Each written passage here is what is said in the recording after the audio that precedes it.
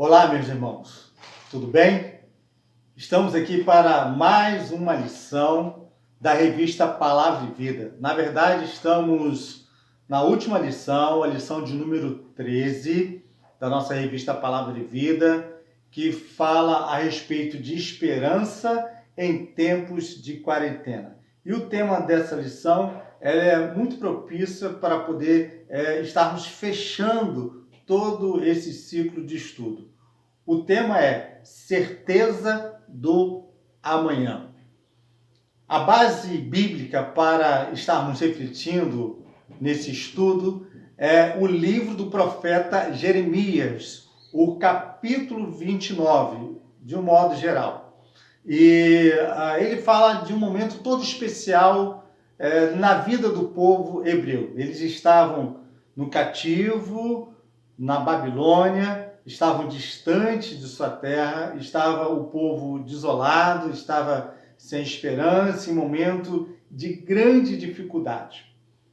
Então Deus levanta o profeta Jeremias, para poder endereçar uma carta, escrever uma carta para poder encorajar, animar aquele povo que estava distante da sua terra, servindo ali como escravo.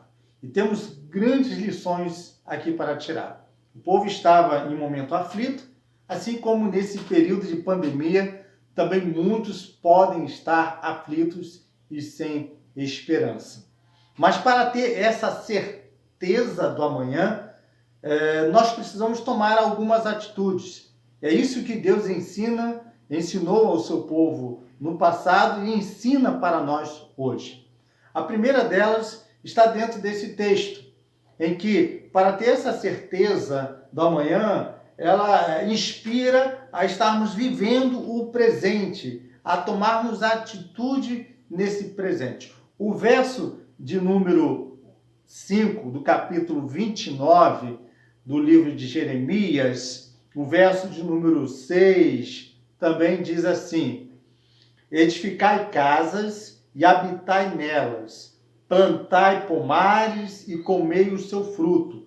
Tomai esposas, gerai filhos e filhas, tomai esposas para os vossos filhos, e dai vossas filhas aos maridos, para que tenham filhos e filhas. Multiplicai-vos aí e não vos diminuais. É uma palavra de Deus para o seu povo, dizendo que era necessário ele estar vivendo aquele presente, ou seja, fazendo uma espécie de investimento para o presente. Apesar de viver em terra estranha, viver como um povo exilado, ali era o lugar onde Deus estava colocando o seu povo. É certo que vinha por causa de uma disciplina que Deus estava aplicando para o povo de Israel, mas naquele momento Deus estava dizendo: olha, vocês precisam crescer, vocês precisam se desenvolver, vocês precisam plantar os seus negócios, vocês precisam viver esse momento. Não pode estar apenas com ira, com raiva, ou se lamuriando, ou vivendo como escravos apenas numa terra distante. Não, vocês precisam tocar a vida. E esta é a palavra de Deus para o tempo de hoje. O tempo é difícil? As situações são adversas? São. Mas precisamos aproveitar esse tempo que Deus está nos dando.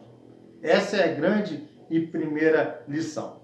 A segunda lição tem também um tom de advertência. O verso de número 8, capítulo 29 de Jeremias, diz assim: porque assim diz o Senhor dos Exércitos, o Deus de Israel: não vos engane os vossos profetas que estão no meio de vós, nem os vossos adivinhos, nem deis ouvidos aos vossos sonhadores, que sempre sonham segundo o seu coração. E olha o que diz o verso 9 do capítulo 29 de Jeremias: porque falsamente vos profetizam, eles em meu nome, e não eu vos enviei, diz o Senhor. O momento estava difícil, estava complicado. Mas, além disso, havia falsos profetas, homens que estavam falando em nome de Deus, mas não tinha nenhuma mensagem de Deus.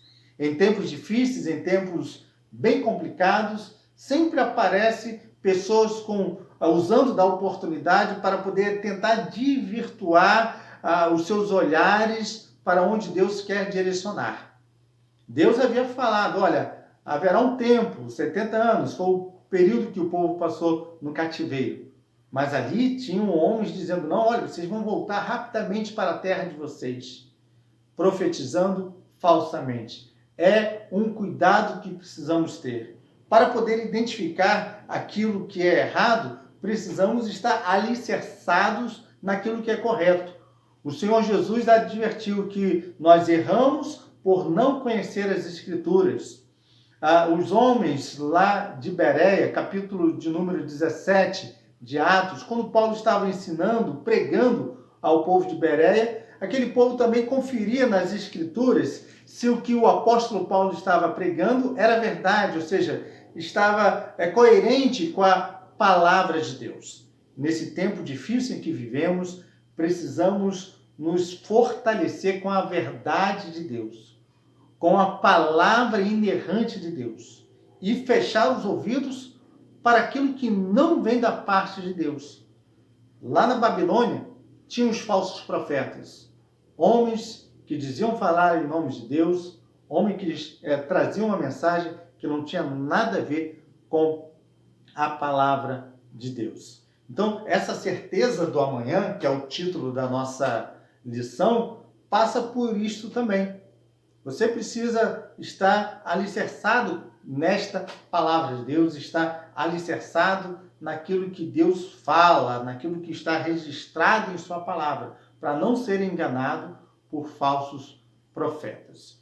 E uma terceira e ótima lição que nós encontramos aqui nesse texto está logo aqui nessa parte desta carta que Deus mandou Jeremias escrever para o povo que estava na Babilônia. O verso de número 11 diz assim: eu sei o pensamento que tenho a vosso respeito, diz o Senhor, pensamento de paz e não de mal, para vos dar um fim que desejais. Deus está trazendo uma palavra de encorajamento, trazendo uma promessa para o seu povo.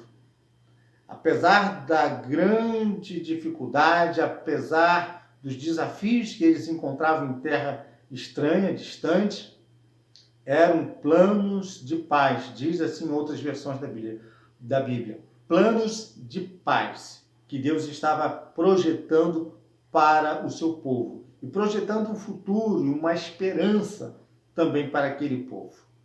Então, nesses momentos, precisamos acreditar na garantia que temos das promessas de Deus, em que Ele sempre irá dar um cabo final melhor para cada um de nós. Ele tem planos, e planos de paz, como diz o texto, não de mal, planos perfeitos para cada um de nós. Nesse tempo em que vivemos, é difícil, mas creia naquilo que Deus tem para você como de melhor. E é um tempo para poder refletir sobre isto.